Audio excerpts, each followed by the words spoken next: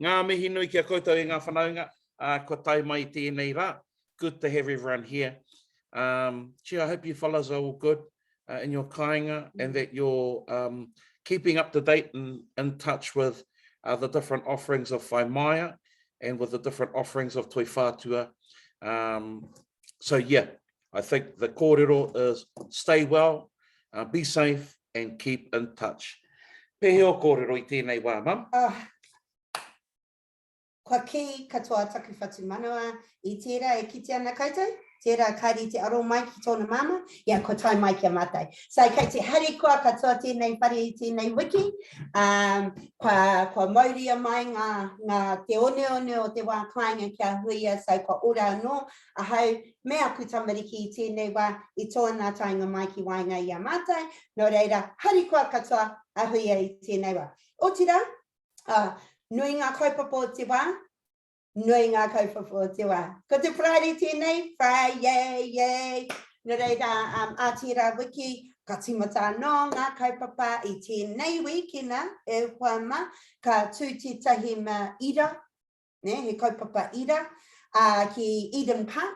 So if we have any whānau that don't have their dots, or need another dot, not that V word, you know, not the V word, or the J word.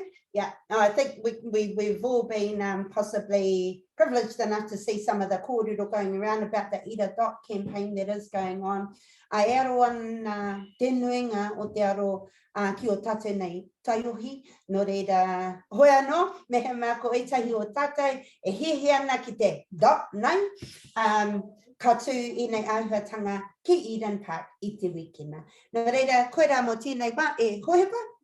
Yeah, let's open up then with our Waiata mānawa mai. Yeah, so Eden Park, take our rangatahi along and they can get their dot, they can get their rongoa. Okay. Mānawa mai? Ko tēnā. Yeah, mānawa mai. Ko tēnā. Okay, a koe. Kei a koe. Kei te rapu au I ngā kupu. Which Waiata are we doing? Te iwi kāinga? We're doing what you said.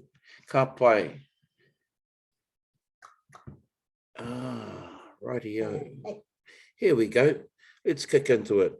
Manawa mai tatau mai e tu te riri e tu te nguha e tu paninihi tu parere tu pako kota kokota kokota I raro I aku taha kangaru e tu ki te rangi te whakarangona ki taku hau taua papa te whatitiri runga te rangi kararapa te uira mai te whakarangona te ati tupua te ati tahito te tupua horonu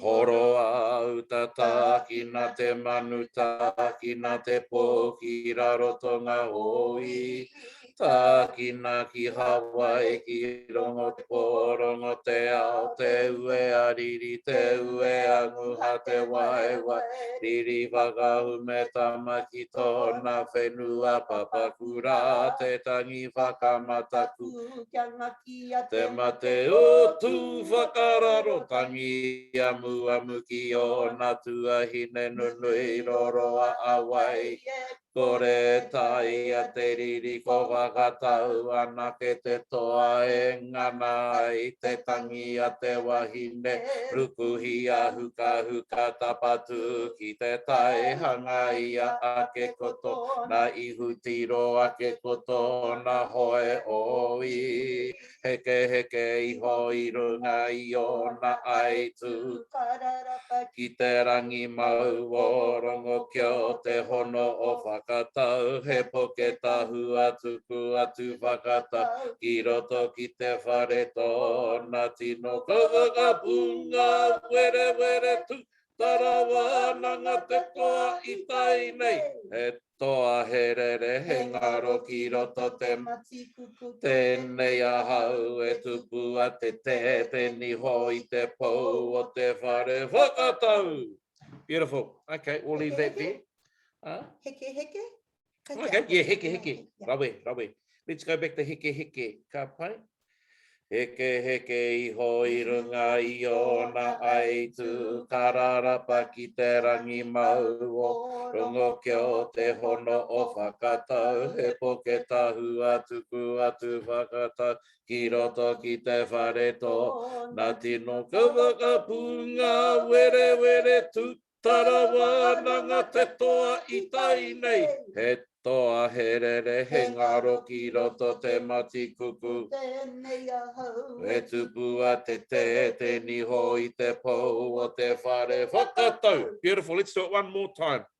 And then that's it, lock the way, mo te wiki.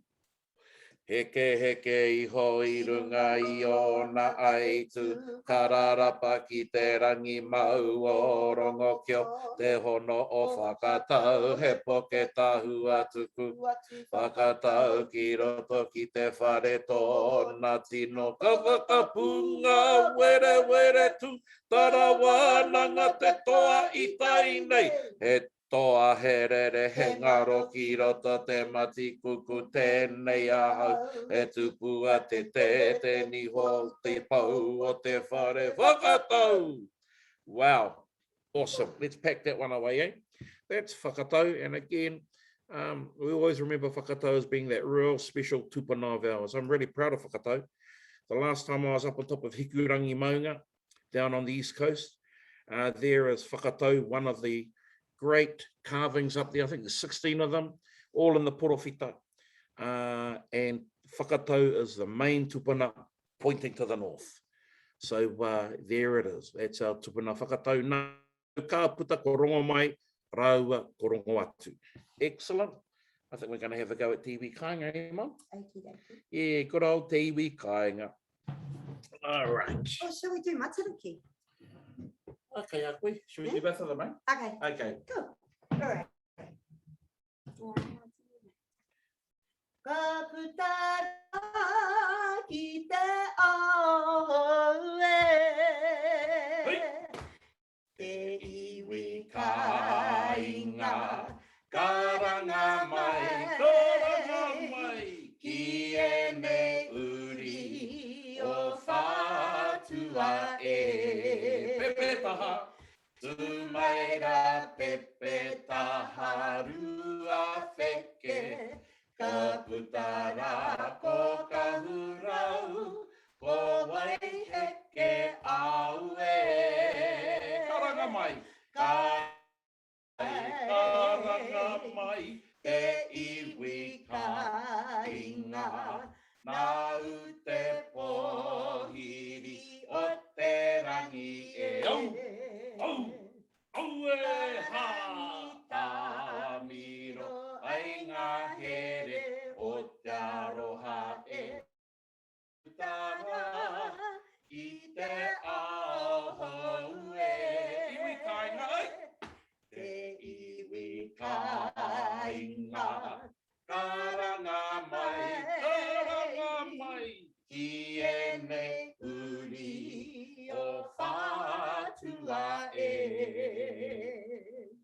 Tumaira makau e ko pāwhero ka putara ko hukatere ko tuperiri e karanga mai te iwi kāinga nā te pohiri o te rangi e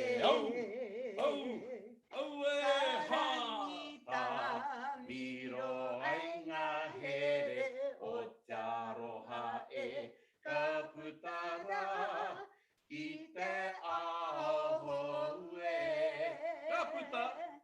ka putara I te ahoe Ia wehi. Ka pai. Right. There it is, te iwi kāinga. I'm just waiting for that chance that we can get out there and actually perform it to another iwi kāinga. Awesome. We're going to drop into our haka pōhiri now. And we'll just bring those words up and we'll get I don't think Taruma's here today. We'll get Huia to run through it today. Awesome. Tēnā i ruia, aue, aha te hau, e wawara maira. Aue, ko ngā hau e wha, e wawara maira. Wawaki kau ana ngatai. Ngaru ngaru ana I Waiata. Ia mahuhu ki te rangi. Ngā waka ki uta kia ki te aiau.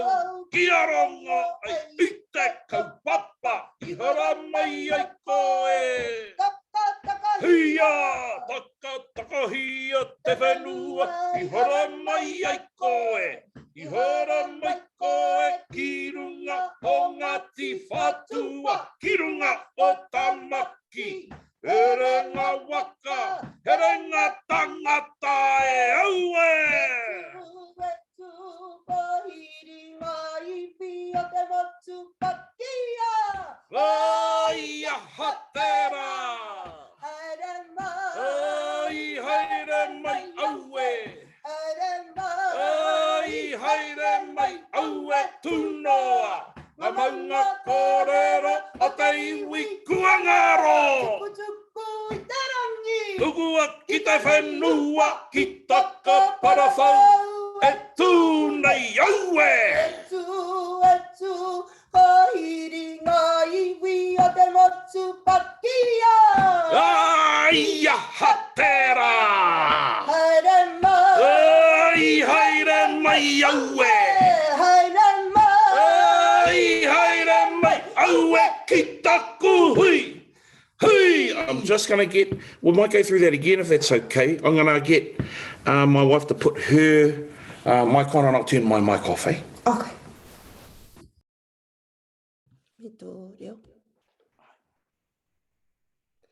Kia ora, kai te rongo mai kouta ki ai. Ai, come.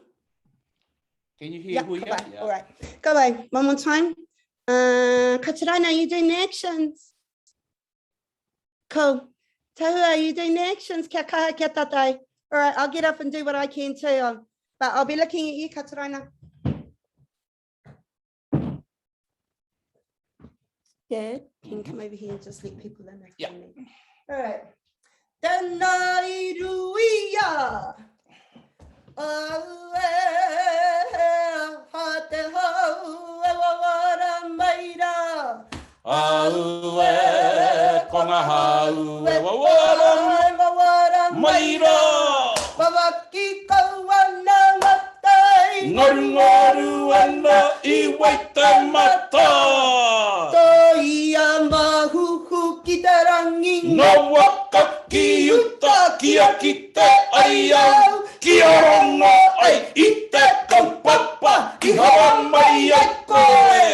Taka Hia, taka hia te whenua. I hara mai ai koe.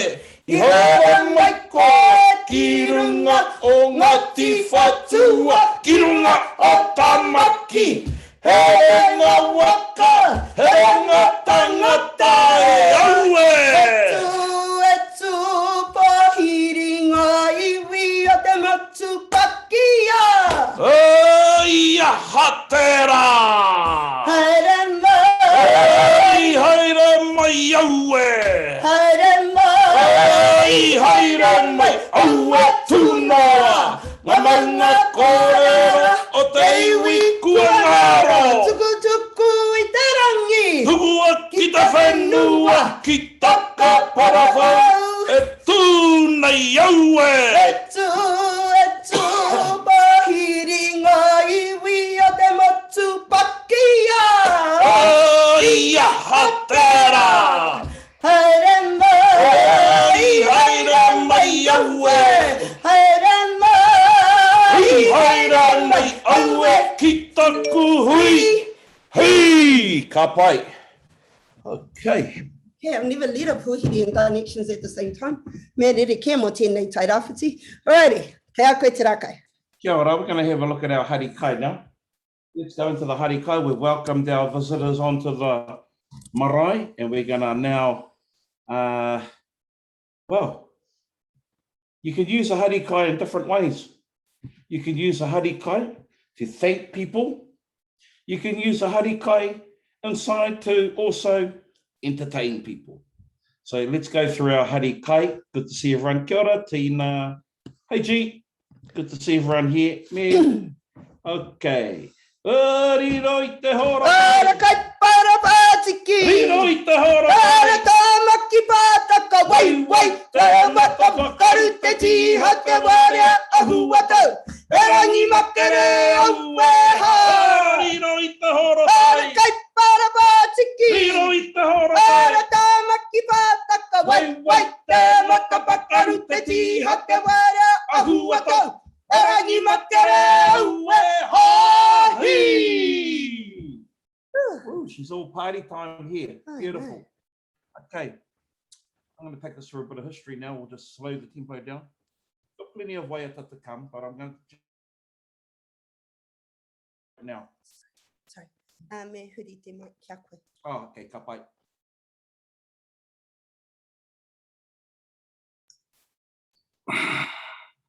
Okay, let's have a little bit of a change of tempo here. I'm going to keep this kōrero very quick and very focused. The kōrero is on the tuku whenua at Tau Oma.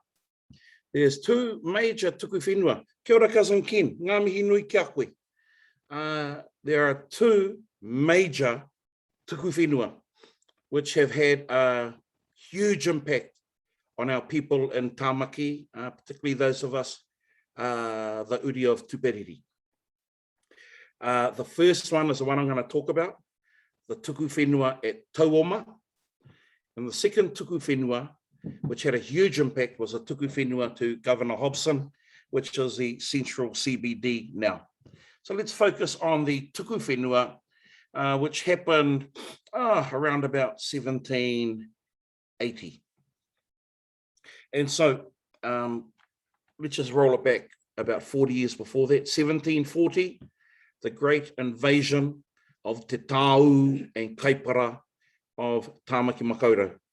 So in 1740 or thereabouts, and then over a period of months and years, there were three key waves that came in and smashed into Tāmaki. The first one was rangi hinga tahi, the Great Battle of Paruroa, where they all fell over together. Te rangi hinga tahi. So that there is the main event of the first wave. And Kiwi Tāmaki was cut up and taken back to the Kaipara. The second wave, I term it the waka kōrari or waka harakeke. And that's where a canoe sailed down the river from Helensville and then portaged over into Riverhead. And then all the warriors covered themselves with flax, and then they kind of floated their way past the inner city pā of Te Tō and Te Oka, and they made their way over to Kohimaramara, and they basically started a rampage, overthrowing and taking all of the pā from Mission Bay all the way back to town. Now the third wave, the main part of that third wave, I call it Te Ara Pūeru. And that's where Tūperiri led a war party down because I'd heard that all of the survivors had now met at Mangere, and they came down and basically they destroyed the people, destroyed the pā, and took occupation of the land. Okay, that's 1740. Again, the three parts, te rangi hinga tahi, te waka kōrari, te ara pūeru. That's all you need to know. Shut the gate. Right. We've got a time of peace after that because the Te Tāu, led by Tūperiri, have now taken occupation of the main pā maunga kie and some pā that were strategically sited for Te Tāu to maintain their dominance. Hey, they weren't a huge people. Just like I say, there's not many of us, but they were able to strategically place their people around at different pā. Now, around 1780, you get the this request from a cousin of Tomoaure's wife. Now, Tomoaure's wife, her name is Te Tahuri. Te Tahuri's cousin, Kehu, she says to her cousin, Te Tahuri, "Cuz, I'm wondering if you can give me a bit of land where myself and my husband and some of our whānau can settle our feet." And so they gave over this block of land called Tauoma.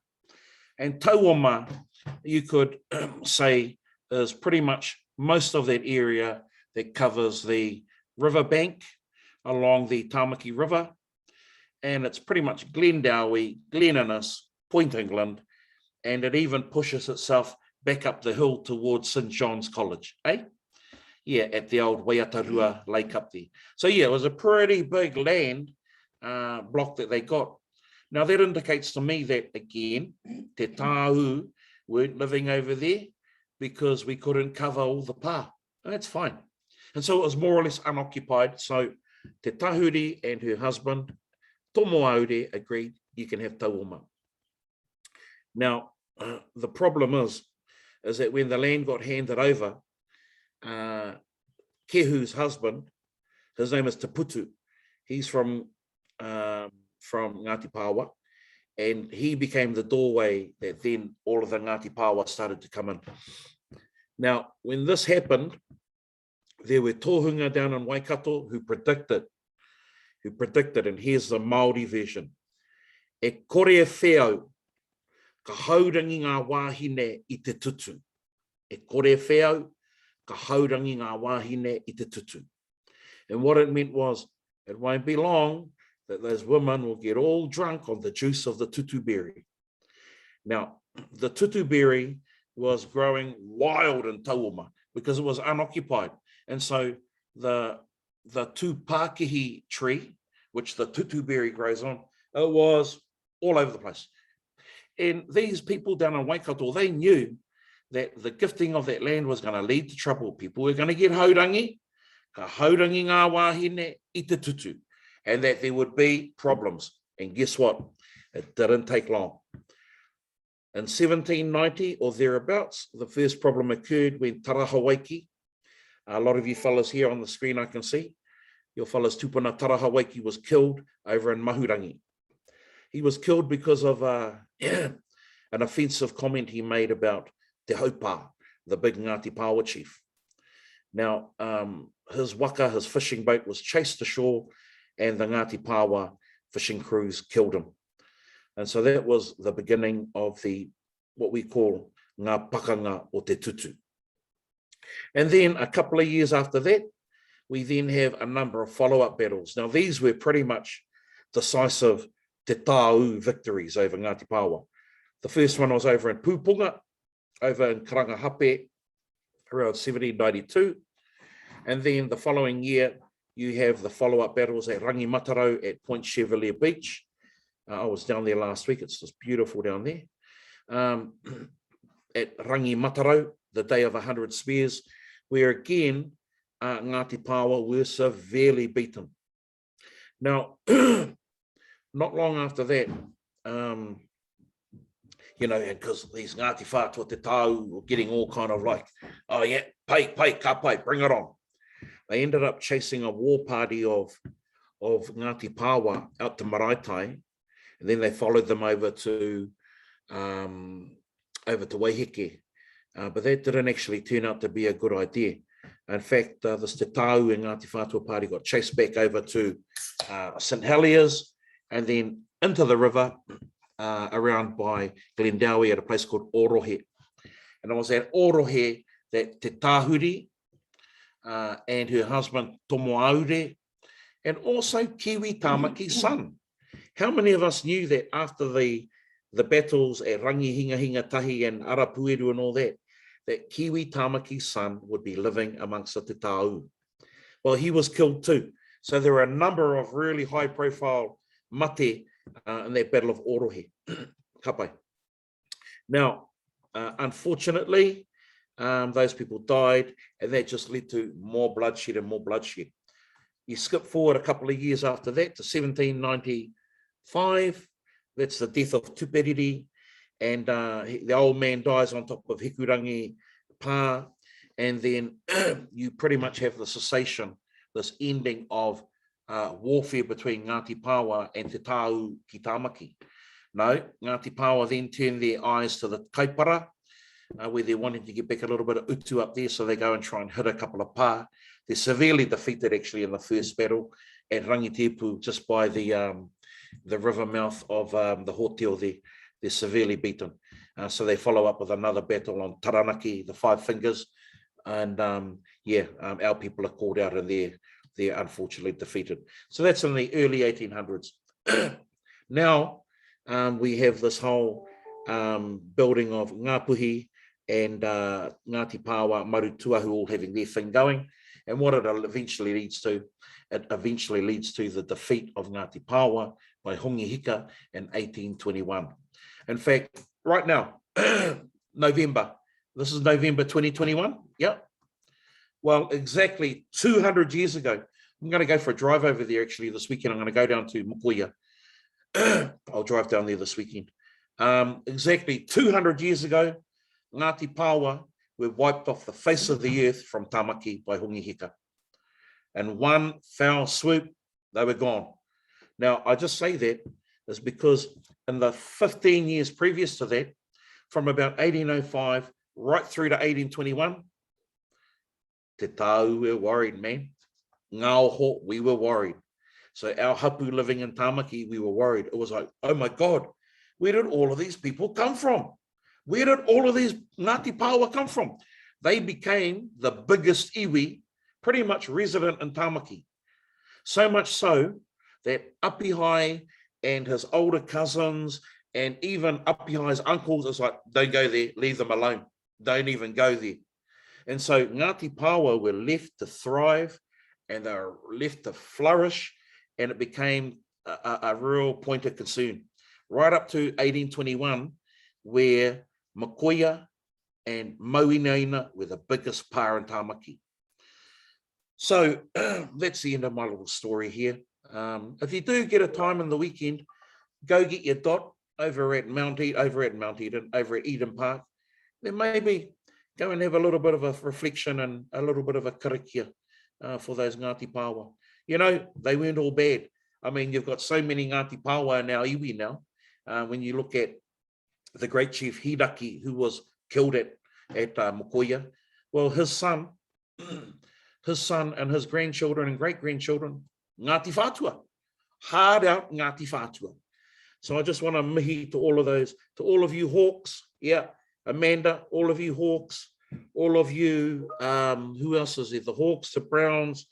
There's so many families that come down from Hinaki and Maihi to Hinaki. I just want to mihi to all of you.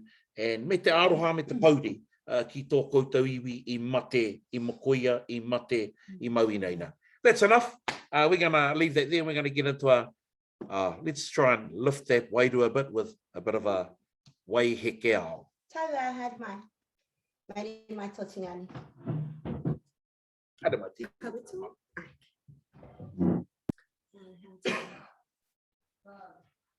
Nā kakapi te whenua I ori, maunganui ki Tāmaki, maranga.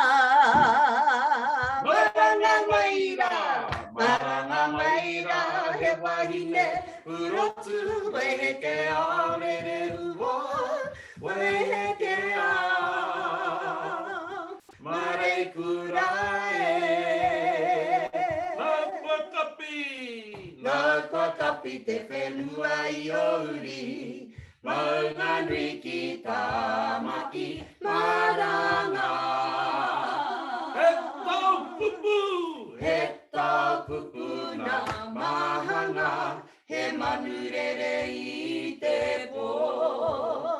He tau pupu nā mahanga, he manurere I te pō. Ko tutaki, ko weiheke awe. Iripiro e, ki te amai ana, ko atahua. rongo, ki aha moe warangi. O koe tēnā he wahine mana, wai heke awe. Ka putara ko makawe, ko mauku koe ka e. Ko riunga tēnā, ko whiti ko rango. Ko te pōtiki, haki puta tōmuri e. Maranga maira, he wahine, purotu, wai heke a rere huo, wai heke a, mare kura e. Nau kwa kapi te whenua I o uri, mangani ki tamaki maranga. Nau kwa kapi te whenua I o uri, mangani ki tamaki maranga. Maranga hui! Rawe. Piripi, we're just going to pop it over to you now. We're going to... Is your Wi-Fi all right, man? Oh, yeah. How's your Wi-Fi? All right? Yeah, it's all right for now. Cool. Well, we'll get you to run through ngā uri o manu manu, if that's okay. Bye. Yeah, bring our words up, eh?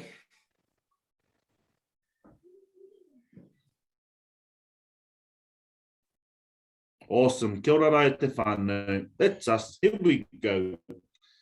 Tēnei au ko te uri o manu manu. O te aitanga tiki. He matakahi, he manuka, he kahika. I ahu mai I te kohanga tapu tapu a te a.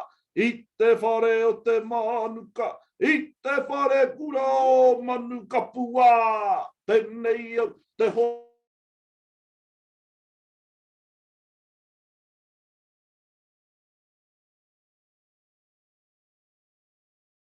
Oh, ko mātaua, Piripi. Ko mātaua. Okay, we'll take it through from here. Piripi, if you can hear me. Tēnei au ko te uri o manu manu, ko te aitanga a tiki. He matakahi, he manuka, he kahika. I ahu mai I te kohanga tapu tapu a tea. I te whare o te manuka, I te whare kura o manuka pua. Tēnei au te hoatu nei hokai a wai. Whana āringa, hikoi a te whetu. Hikoi a te marama kei te whai au. Kei te ao marama e. Ka pai, ka pai, ka pai. There we have it, that karakia, that very special karakia, which mentions a couple of significant places. One of them is Tapu Tapu Atea, that sacred whare wānanga of ours on top of Maunga Nui. And the other place, Manu Kapua, where the Mahuhu ki Tarangi landed. We might get you to run through Hiwi o Nepu. Yeah, we're going to run through Hiwi o Nepu.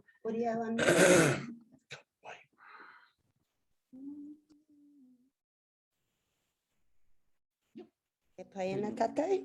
E rongo ana koutou ki au. Just swapping audios. Paiana, ka pai. E noho ana I te hiwi o Nepu I tā pora. Pora he unga tapu no te waka o whakatau. Ko rongo mai ki te wai. E a ki ngana ngā tai e. Kai tauhara ngā rua. I puta ai te kōrero. Ka tahi anō te iwi kai raroa e. Mātai ake ki tangaroa. Haka mana mana e moe. E au e I te moe. Ngā whakarewa ka marama te ata tu haka atu rā, ko wai o nui ko ngitu, ko manunu tahi ko te kawau e. Mai hape mai ki manu kapua ke tawhiti, ko tu tā moe ki te rangi, ko nganai a ki raro e. Kai taku tua ko o ka hukura ko ki tangi a, ko atua nui e. Kia rapu noa i te kaka nui a paneira, kia pā te hu kia poko poko e. Ano? Ano? Yeah. Mai te timatanga. Mai te timatanga. Ka pai. E noho nau i te hiwi o ne pu i tā pora pora he unga tapuno. O whakatau korongo mai ki te wai he a ki ngāna ngā tai e. Kai tauhara ngā rua i puta ai te kōrero, ka tahi anō te iwi kai raroa e. Mātai ake ki tangaroa, haka mana mana e moe e hau e. I te moe ngā wakarewa, ka marama te atatu haka atu rā. Ko wai o nui ko ngitu, ko manunu tahi ko te kawau e. Wai hape mai ki manu kapua kei tawhiti, ko tu tā moe ki te rangi, ko nganai a ki raro e. Kei taku tua ko o ka hukura ko ki tangi a, ko atua nui e. Kia rapu noa i te kaka nui a paneira, kia pā te ihu kia poko poko e. Dad, you know what? I reckon it'd be really cool for you to go through a bit of a whakamarama. Yeah. Next week. Okay. Yeah. So on Monday we'll look at a whakamarama. Yeah. Paiana. Cool. Paiana. Awesome. Okay. Well, I think kua tata tātou ki tērā wā. Ki tērā wā tino hira rawa atu. It's now time to pull out your mobile phone because we're gonna kahoot. Okay, that wasn't on the pairua e te whānau. Oh. No. There was another song to go, but okay. Me whai ngā tohu o taku rangatira. Woo! Okay. Alright, tiki nā o koutou waia, ko te wā kahutu tēnei, anei te nama e hoa mā. Tiki nā o waia, e patotohia tēnei nama, rua, kore, tahi, rima, kore, rima, rua. Tēnā koutou e te whānau o whaia Crystal. Tēnā koutou. Ka vai rehi te mai e te whānau ko te kaupapa o tō tātou kahutu i tēnei rangi. A tēnā koe kaparu, ko ngā tupau. E nei kōrero katahia noa jau i kōrero hia.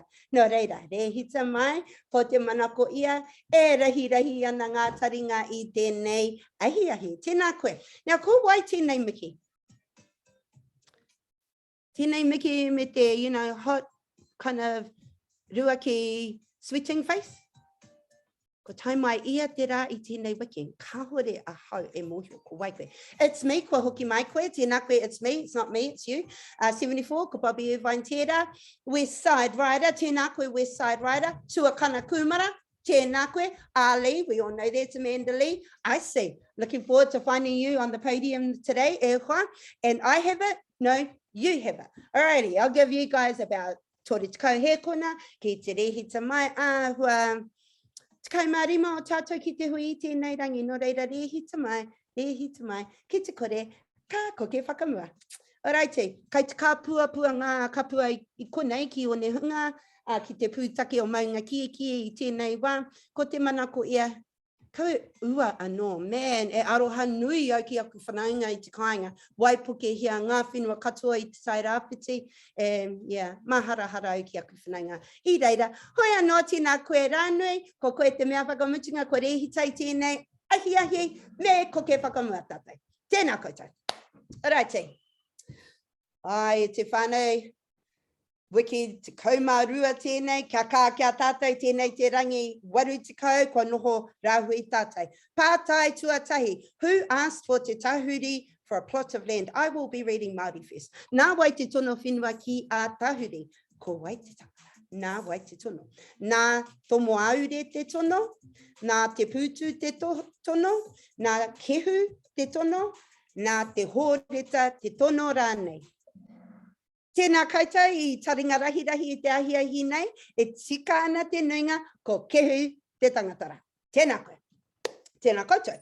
West Side Rider, kei mua I tēnei wā, te ahua nei nā te whānau tarapata, tērā West Side Rider. I see tuarua, miki, tuatoru, rānui, tuawha, tuakana, kumara, tuarima. Are you guys all from the same house? That would be interesting. Righty ho.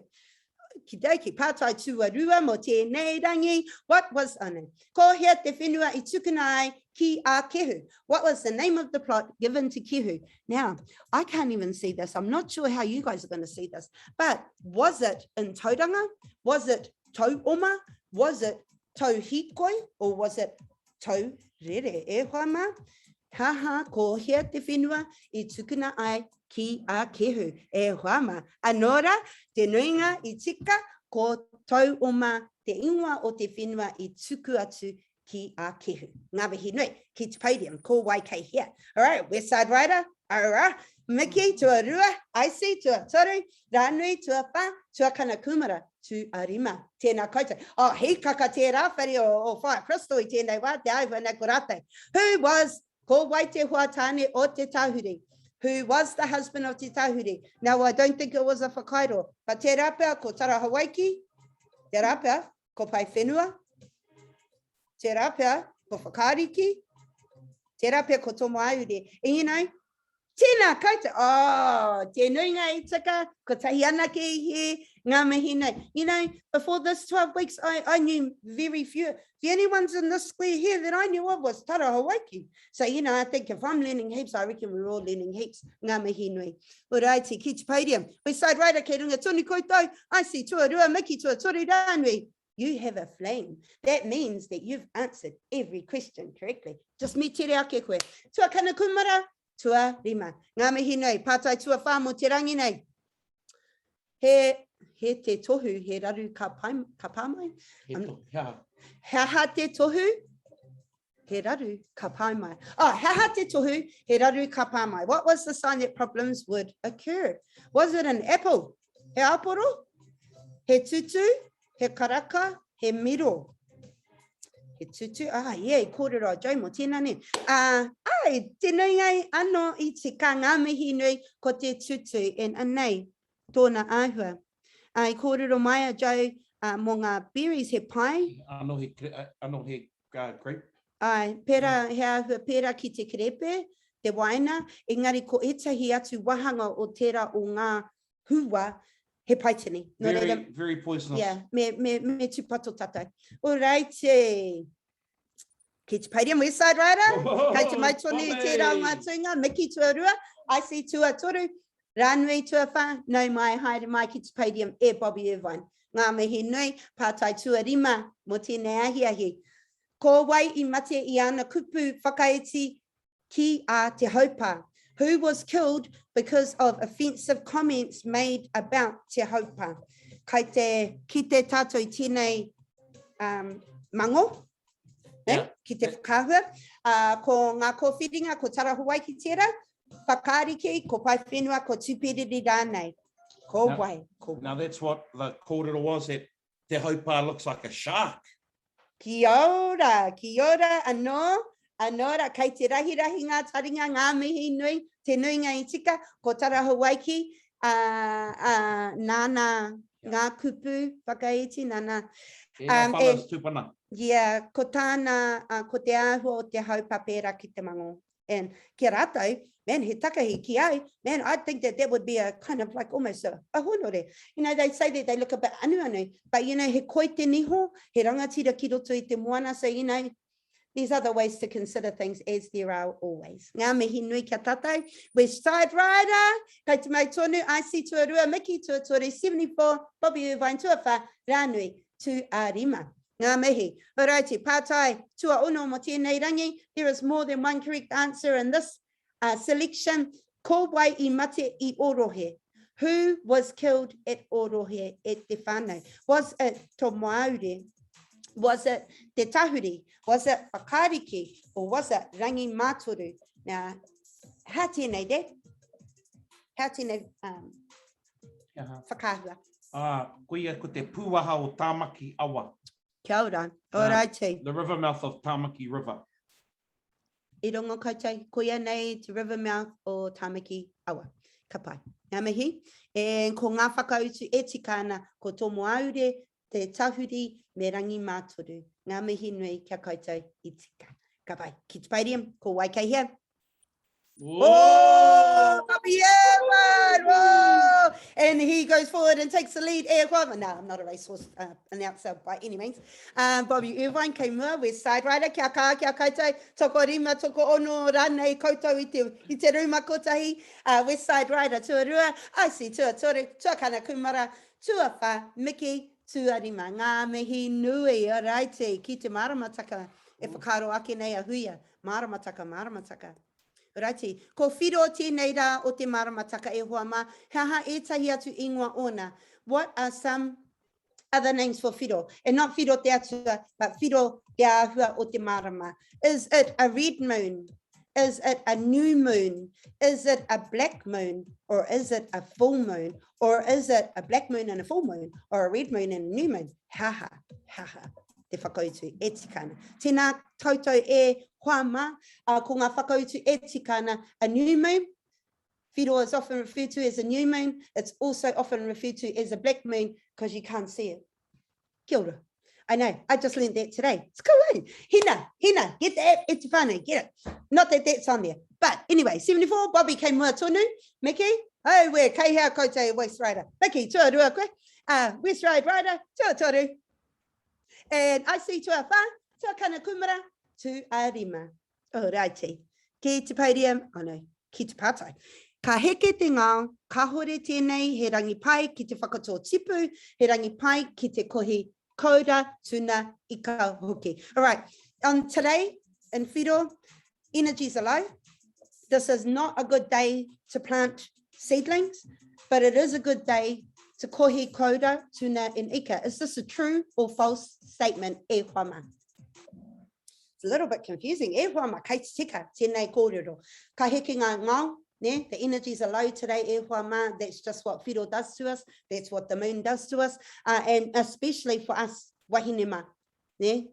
You know, tērā whakamautai, tērā āhuatanga o te marama, ne?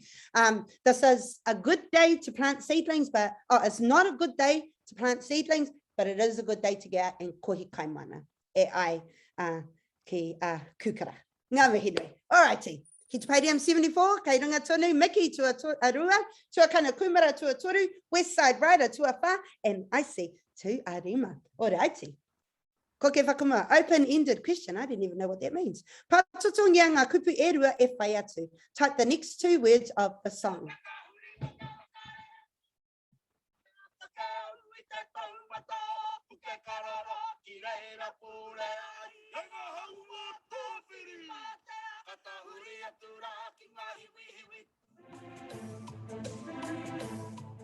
You just need to type what the next two words are.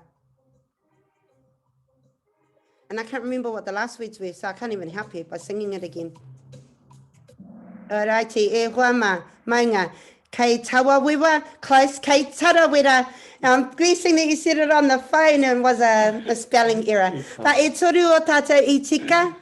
Kei tarawera, kei o takanini, o kuko iwi e takoto maira. Ngā mihi nui e huama. 74, kei mua Miki tuarua, tuakana kumara tuatoru, West Side Rider tuawha, and I see tu arima. Goodbye, pātai te kai mo tēnei rā. Haha te kaupapa o tēnei waiata. What is the kaupapa of this waiata? There is more than one correct answer, e huama.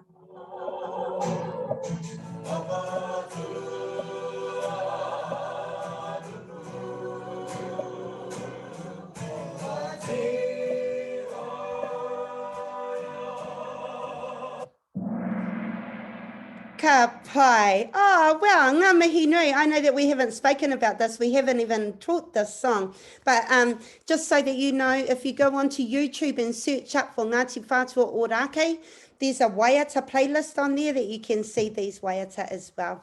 They're also on our Whaimaya page if you want them. But they are that Waiata specifically written about the taiao, about the way ki te tonga Kaipara, South Kaipara, where they were proposing and approved the establishment of a rubbish dump. Aroha ana ki o tātou taiao. Ka pai. Ki te podium 74, kei mua, Miki Tuarua, I see Tuatoru, West Side Rider, Tuawha, Rānui, tēnā koe, Tuarima.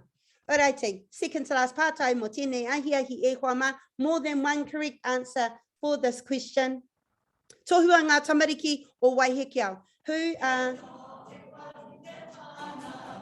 Who are the children of Waihekiao listed here? Please select the right ones. Oh, you missed the song, sorry. Shall I sing it? No, we already sang it, so I don't need to sing it again. You guys know, I know you know, and as soon as the last person has answered, maka we haki puta tō muri kura roa mai ke kua wai ngā tamariki o Waihekiao. Tēnā koutou. Only one person picked kura, but I reckon that person picked all of them. Ngā mihi nui kia koutou. Alrighty, ki te podium, ko wai kei here. 74, Bobby, kei mua, Miki, Tuarua, West Side Rider, ko piki anō ki te tuatoru, Rānui, Tuawha, I see, Tuarima, ka pai ka koke ki tō tātou pātai whakamitinga mo tēnei rā, ko hiwa i te rangi, te whetū e aro ana ki te aha, e aro ana ki ngā hua o ngā wai, o ngā rangi, o ngā manako, o ngā whenua rānei.